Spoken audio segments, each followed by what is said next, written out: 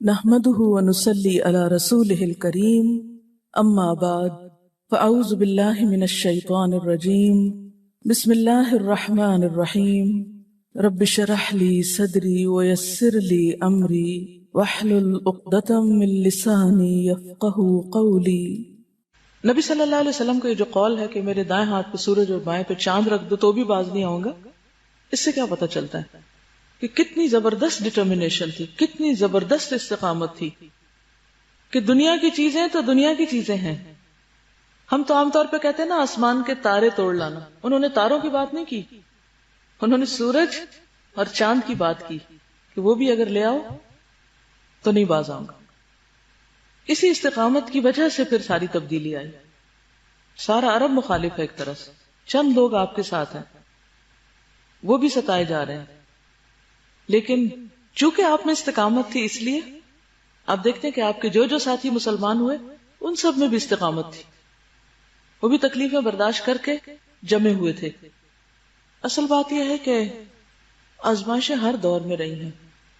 حضرت آسیہ کے اوپر کیسی کیسی آزمائشیں آئیں فرعون کی طرف سے، لیکن اس کے باوجود وہ جمی رہی، اور وہ بھی بہت ناز و نام میں پلی شہزادی تھی، لیکن کس طرح اس نے بھی جنت کی دعا کی اور کہا کہ مجھے ظالم قوم سے نجات دے۔ کہا جاتا ہے کہ فرعون اس کے ہاتھ میں کیل ٹھکوا دیتا تھا اور جسمانی اذیتیں بھی دیتا تھا۔ اسی طرح جادوگروں کے ساتھ بھی جو معاملہ کیا گیا جو بھی اس کے دور کے تھے، اور نبی صلی اللہ علیہ وسلم کے سامنے جب کسی نے آ کے تھوڑی سی شکایت کی تو آپ نے فرمایا کہ تمہیں نہیں معلوم کہ پہلی قوموں کے ساتھ کیا ہوا، کہ ان میں سے ایک کو زمین میں گاڑ کے اس کے اوپر آرا پھیر دیا جاتا تھا اور 2 ٹکڑے کر دیا جاتا تھا، لیکن پھر بھی وہ اس دین سے باز نہیں آتا تھا۔ تو بات یہ ہے کہ نبی صلی اللہ علیہ وسلم نے فرمایا ہے کہ اللہ تعالیٰ جب کسی قوم سے محبت کرتا ہے تو انہیں آزمائش میں مبتلا کرتا ہے، یعنی کسی بھی قسم کی آزمائش جو ہوتی ہے یہ دراصل ان ادر ورڈز اللہ کی محبت کی علامت ہوتی ہے۔ ہم عام طور پر کہتے ہیں نا کہ ہم اللہ سے محبت کرتے ہیں، اللہ تعالیٰ کوئی نشانی دکھا کہ تو بھی ہم سے محبت کرتا ہے، مانگتے ہیں کہ نہیں؟ اور اس سے ہماری مراد کیا ہوتی ہے؟ نشانی کون سی دیکھنے کی؟ کہ کوئی زندگی میں بہت بڑی قسم کی نعمت ہمیں مل جائے تو ہم پھر مانیں گے کہ ہاں اللہ نے پسندیدہ چیزیں یا ہماری مرضی کی چیزیں، یا ہمیں کوئی مرضی کا ہمارا کوئی کام ہو جائے، کوئی چیز ہمیں مل جائے تو ہم کہتے ہیں اللہ واقعی ہم سے بڑی محبت کرتا ہے، اس لیے ہمیں یہ خوشی یا کامیابی یا جو بھی ہم زندگی میں چاہتے ہیں وہ مل گیا۔ لیکن یہاں پر آپ دیکھیے کہ بات اس سے کہیں آگے ہے کہ اللہ انسانوں کو ان کی محبت کی وجہ سے نہیں، جس سے محبت کرتا ہے اس کو آزماتا ہے، پھر جو شخص صبر کرتا ہے اسے صبر ملتا ہے، من یتصبر یصبرہ اللہ، اور جو شخص جزا فضا کرتا ہے اس کے لیے جزا فضا ہی ہے، پھر وہ روتا ہی رہتا ہے، پھر وہ کمپلینٹس ہی کرتا رہتا ہے۔ اس لیے آپ نے دیکھا ہوگا کہ 2 طرح کے لوگ ہوتے ہیں، ایک وہ جو تکلیف آنے پر صبر کر جاتے ہیں پھر بھی اپنا نوبل کیریکٹر جو ہے اس کو نہیں چھوڑتے، اور کچھ لوگ بالکل اس کے برعکس معاملہ کرتے ہیں۔ پھر یہ ہے کہ تکلیف جو ہے یہ درجات کی بلندی کا ذریعہ بھی ہے۔ نبی صلی اللہ علیہ وسلم نے فرمایا کہ جب کسی مومن کو کوئی کانٹا بھی چبھتا ہے یا اس سے زیادہ کچھ تکلیف پہنچتی تو اللہ تعالیٰ اس کے بدلے میں اس کا ایک درجہ بلند کر دیتا ہے، یعنی پہلے سے زیادہ اس کی ترقی ہو جاتی۔ دنیا میں کسی نوکری میں انسان کا کوئی گریڈ بڑھے، کوئی درجہ بڑھے، پروموشن ہو تو انسان کتنا خوش ہوتا ہے، لیکن اللہ کے ہاں پروموشنز عام طور پر صرف اچھے کام کر کے ہی نہیں بلکہ آزمائشوں میں صبر کرنے پر ملتی۔ ایک اور حدیث میں آتا ہے کہ ہر آدمی کا اللہ کے پاس ایک مقام ہوتا ہے، یعنی ہر ایک اپنے اپنے لیول پر، ایک ڈگری پر، ہم نہیں پتا کہ ہم اس لائن میں کس درجے پہ کھڑے ہیں، ہر ایک کا اللہ کی نگاہ میں ایک مقام۔ اس کو سمجھنے کے لیے آپ تھوڑی دیر کے لیے دیکھیں کہ جیسے آپ کے مثلاً اولاد ہے، بچے ہیں یا رشتہ دار ہیں یا دوست ہیں یا میل جول کے لوگ ہیں، ان سب کا آپ کے دل میں ایک الگ مقام ہوتا ہے نا؟ یہ کہاں سے آتا ہے، کیسے ہوتا ہے؟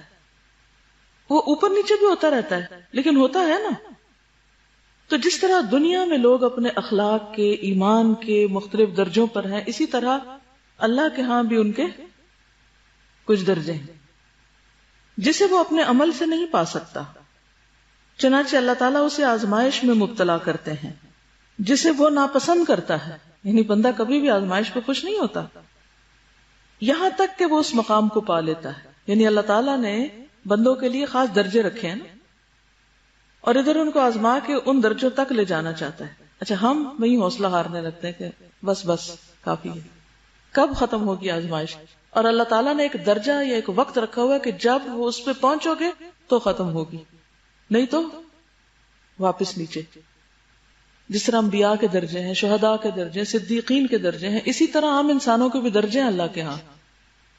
اور ان تک پہنچنے کے لیے صرف عمل کافی نہیں, امتحان ضروری ہے.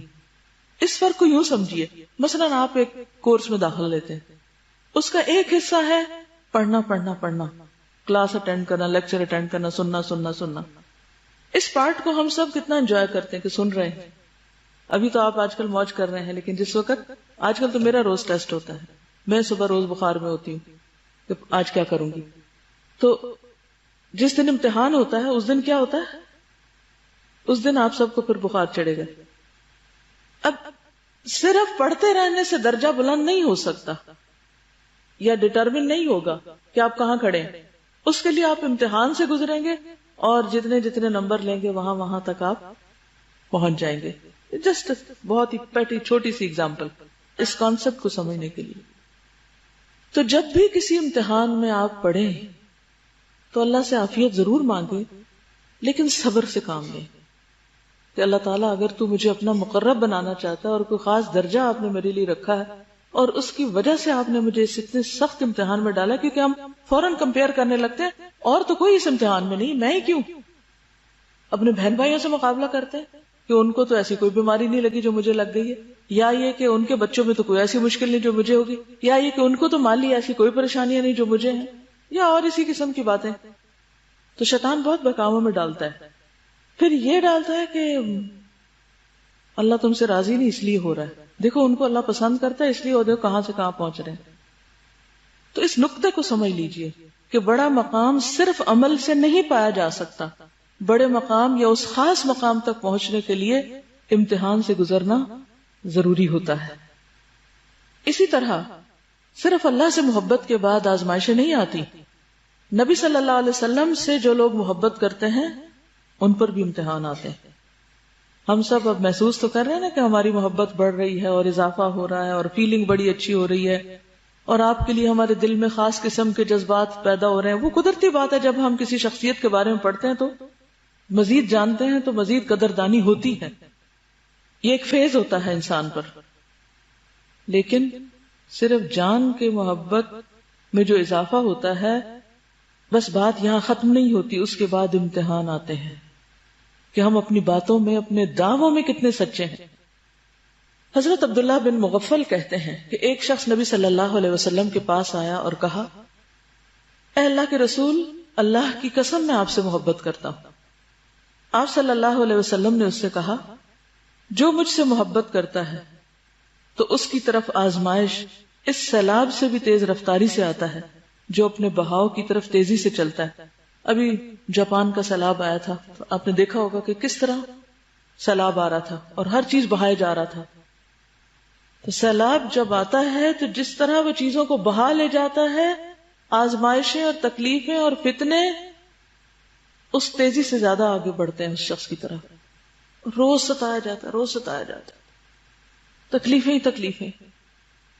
میں جب پی ایچ ڈی کے لیے جانے لگی تو ہوتا ہے نا کہ ہم سب ایک تکلف کرتے ہیں اور بزرگوں سے کہتے ہیں ذرا کوئی نصیحت کر دیں, اور ہم سوچتے ہیں وہ ہمیں پیاری پیاری باتیں کریں گے اور ہمارا دل رکھیں گے کہ ہم اداس ہو رہے ہیں کہ چھوڑ کے جا رہے ہیں گھر بار. اور مجھے کچھ اندازہ نہیں تھا, انتہائی بے وقوف تھی. تو میں نے ٹیپ اٹھائی, ٹیپ ریکارڈر اٹھایا اور اپنے والد کے پاس جا کے بیٹھ گئی کہ اچھا اب میں جا رہی ہوں تو آپ مجھے کوئی نصیحت کریں. وہ آج بھی ریکارڈنگ ہے میرے پاس, اگر مجھے ملی تو میں سنواؤں گی آپ کو.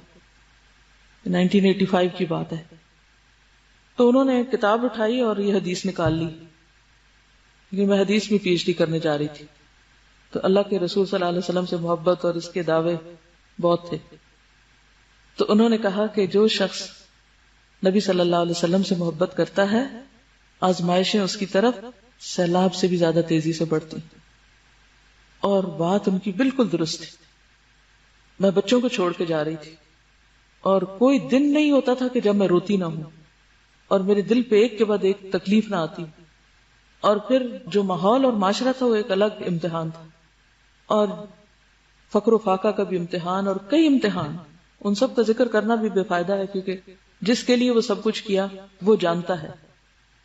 لیکن اس حدیث کے سننے نے مجھے بہت فائدہ دیا کہ جو اللہ سے محبت کرے گا, رسول سے محبت کرے گا, آزمائشیں اس کی طرف تیزی سے بڑھیں گی, اور اس کے لیے تیار رہنا.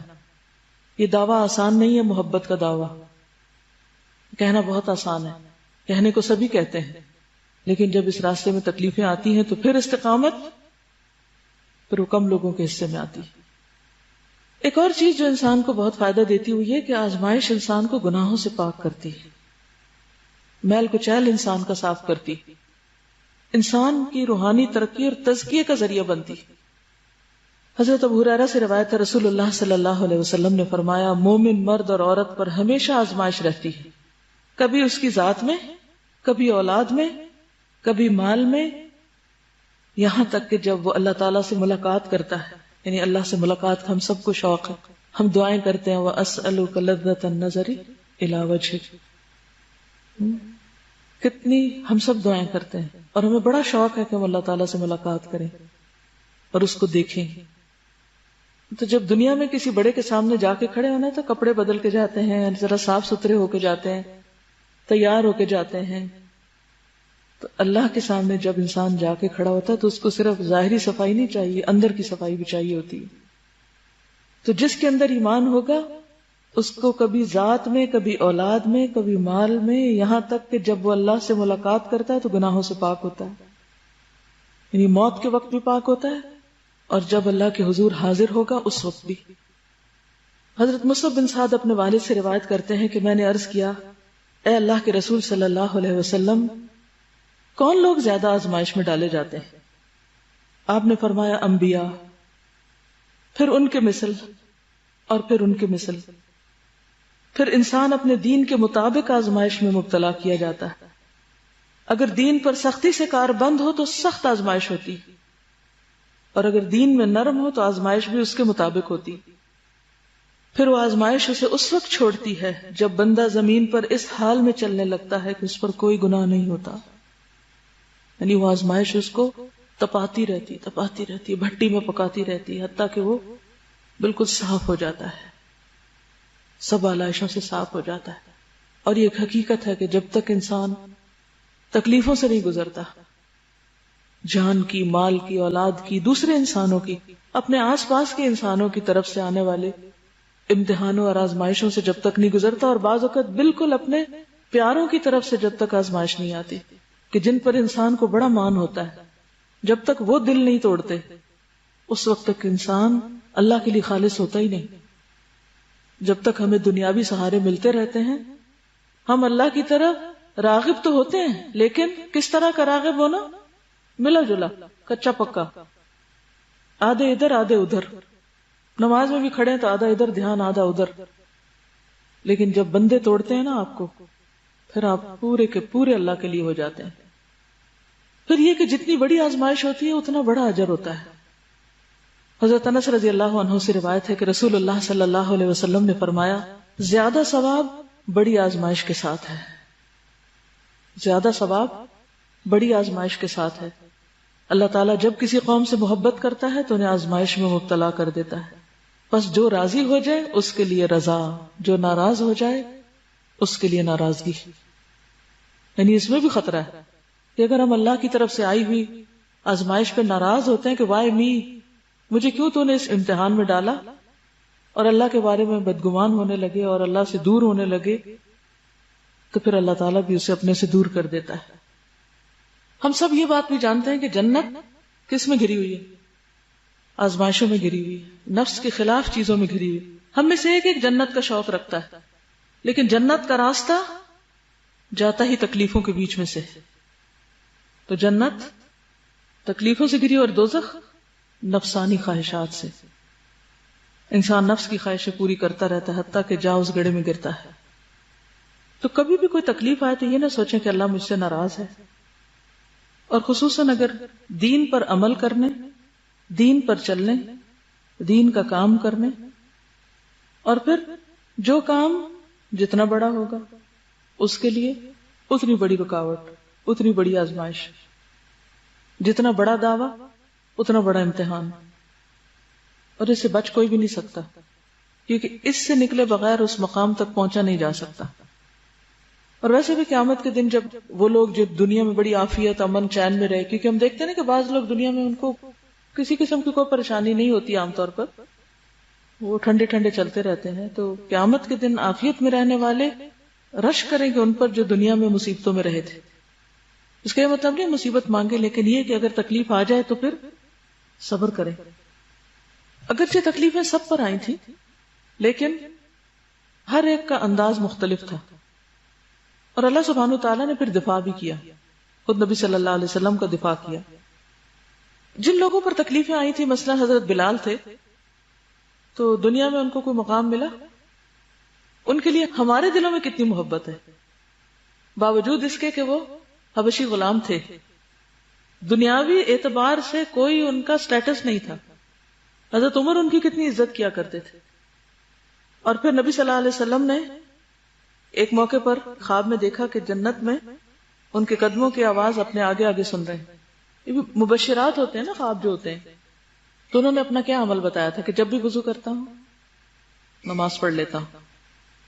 یعنی آپ دیکھیں کہ جس سے آپ کو محبت ہوتی ہے، جس کو آپ اچھی طرح پہچانتے ہیں، اسی کے قدموں کی آواز آپ پہچانتے ہیں۔ یعنی چال سے پہچان ہونا کہ کون آ رہا ہے، کس کے بارے میں آپ جانتے ہیں، جس سے آپ کو محبت ہوتی ہے، جس سے پتہ ہی چلتا ہے کہ خود نبی صلی اللہ علیہ وسلم کو بھی ان سے بہت محبت تھی۔ پھر آپ دیکھیں کہ لوگوں کا مال ہتھیا لیا گیا، ہر طرح کی آزمائشیں آئیں، تکلیفیں آئیں، لیکن ان میں سے کوئی بھی اپنے دین سے نہیں پھرا۔ نبی صلی اللہ علیہ وسلم کے ساتھ کیا معاملہ کیا، میں ابھی اس کے بارے میں پڑھوں گی، لیکن وہ بھی آپ کو یاد رہے کہ آپ پر ایسی آزمائش آئی تھی کہ آپ نے فرمایا کہ مجھ پر اور بلال پر 30 راتیں ایسی گزری ہیں کہ میرے اور بلال کے پاس اتنا کھانا بھی نہیں تھا جسے کوئی جگر والا کھائے، مگر اتنا جسے بلال کی بغل چھپا لیتی، نہ ہونے کے بعد بغل کے نیچے کیا چیز آتی، خصوصاً شیب ابی طالب میں 1-2 مہینے نہیں بلکہ 3 سال کی ایک مسلسل آزمائش تھی، لیکن اس میں سے بھی کچھ وقت زیادہ مشکل کے تھے، زیادہ آزمائش کے تھے۔ آج ہم کتنے آرام سے نماز پڑھ سکتے ہیں، پھر بھی نہیں پڑھتے، ان کے لیے نماز پڑھنا کتنا مشکل تھا۔ وآخر دعوانا ان الحمد للہ رب العالمین۔ سبحانک اللہم وبحمدک نشہد ان لا الہ الا انت نستغفرک ونتوب الیک۔ والسلام علیکم ورحمۃ اللہ وبرکاتہ۔